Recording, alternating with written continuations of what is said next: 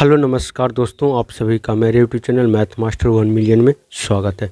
दोस्तों आज इस वीडियो में हम बात करेंगे कि रेलवे में जो आपका असिस्टेंट लोको पायलट और टेक्नीशियन के पदों पर जो वैकेंसियाँ निकाली जाती है उसमें जो है ITI और डिप्लोमा आपका रिक्वायरमेंट होता है।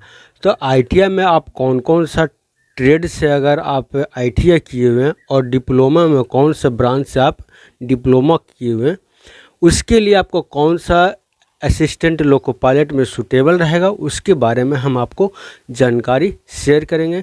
तो चलिए दोस्तों वीडियो को हम स्टार्ट करते हैं। तो सबसे पहले हम बात कर लेते हैं कि रेलवे में असिस्टेंट लोको पायलट यानी कि इसका ALP शॉर्ट फॉर्म में कहते हैं और टेक्नीशियन पदों पर जो वैकेंसियाँ निकाली जाती है उसमें ALP में कौन सा ट्रेड से अगर आप ITI से ट्रेड से किए हुए उसके बारे में हम आपको बताएंगे, और डिप्लोमा में कौन कौन से ब्रांच से अगर आप डिप्लोमा किए हुए तो उसके बारे में बताएंगे, ताकि आपको जब वैकेंसी निकले तो कोई प्रॉब्लम नहीं हो।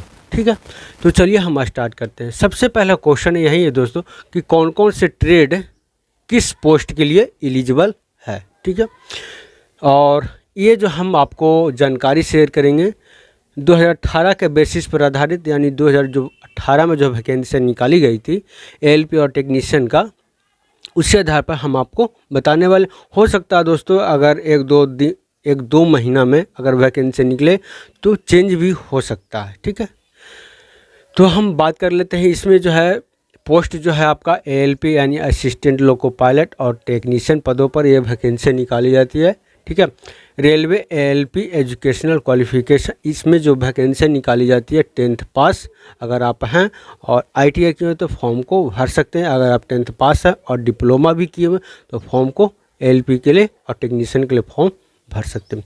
इसमें जो है आपका 10th है। 10th के लिए क्या होगा कि अगर 10th पास हैं, अगर आप ITI किए हुए हैं, अगर ITI के अलावे दोस्तों अगर आप रेलवे से अगर आप अप्रेंटिस किए हुए हैं तो आपको वहाँ पर ज़्यादा बेनिफिट होने वाला है। ठीक, क्योंकि आप रेलवे से अप्रेंटिस किए हैं तो आप सभी जानते हैं। ठीक है, अगर आप ट्रेड के अनुसार किए हुए हैं तो ITI में अगर आप कौन कौन से ट्रेड से किए हुए इसके बारे में जान लीजिए। आर्मेचर, कॉइल एंड बिंटर से अगर आप ITI किए हुए हैं, ठीक है, इलेक्ट्रीशियन से किए हुए, इलेक्ट्रॉनिक्स मैकेनिक्स से किए होंगे, ठीक है, हीटर से किए होंगे, हेड इंजन से किए होंगे, ठीक है, इंस्ट्रूमेंट मैकेनिक्स होना चाहिए, आपका मैकेनिक्स होना चाहिए, ठीक है, मैकेनिक्स डीजल होना चाहिए, मैकेनिक मोटर व्हीकल होना चाहिए, मेल राइट मेंटेनेंस से ITI किए होंगे तो आपको वैल्यू मिलेगा वहाँ पर। मैकेनिक्स होना चाहिए, मैकेनिक्स रेडियो एंड TV से होना चाहिए, और भी इसमें है आपका MRSC से होना चाहिए, ट्रैक्टर मैकेनिक्स से होना चाहिए, टर्नर से होना चाहिए और वायरमैन से। अगर आप इस जितने सारे ट्रेड दिए हैं अगर आप इसमें से कोई भी एक ट्रेड से अगर आप ITI किए हैं तो आप फॉर्म भर सकते हैं असिस्टेंट लोको पायलट का। दोस्तों अब हम बात करेंगे यहाँ पर कि डिप्लोमा के लिए। डिप्लोमा अगर आप कौन कौन से ब्रांच से किए हैं तो आप एलिजिबल हैं। तो सबसे पहले आपका है मैकेनिकल।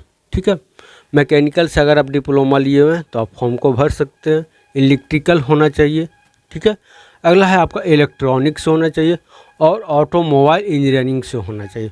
और भी ब्रांच से डिप्लोमा में करते हैं उनके लिए वैलिड नहीं रखा गया। फिलहाल अभी 3 से 4 जो ब्रांच है वो वैलिड है, कम्बिनेशन ऑफ वेरियस। ठीक है, तो दोस्तों मैंने आपको जो है जानकारी शेयर कर दिया है कि कौन कौन से ट्रेड से अगर आप ITI किए हुए हैं, डिप्लोमा कौन सा ब्रांच से किए हुए हैं तो आप एलिजिबल ज़रूर होंगे। तो दोस्तों इस वीडियो में आज के लिए इतना है। दोस्तों अगर आप चैनल पर नए हैं तो चैनल को ज़रूर सब्सक्राइब कर लीजिएगा।